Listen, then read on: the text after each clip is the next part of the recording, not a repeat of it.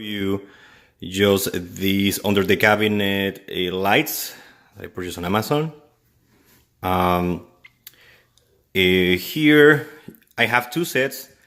Right here I have a total of 6 lights. As you can see, I installed it myself. It took me about good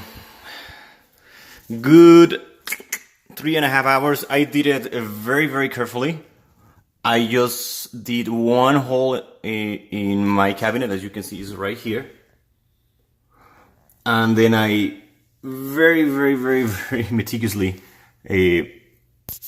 took care of all these lights. As you can tell, I mean, you cannot see the lights anywhere. And this is, I don't know if I mentioned this, to 100%. Probably if you're thinking to have more than one set, I control the lights with just one remote. There you go.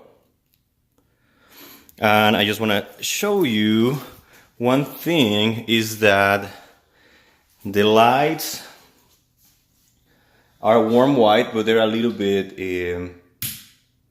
yellowish. Too much yellow.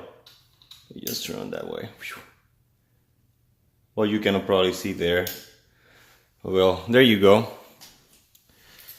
Just want to give you a very quick look of these lights, how they turn out very well. Thank you.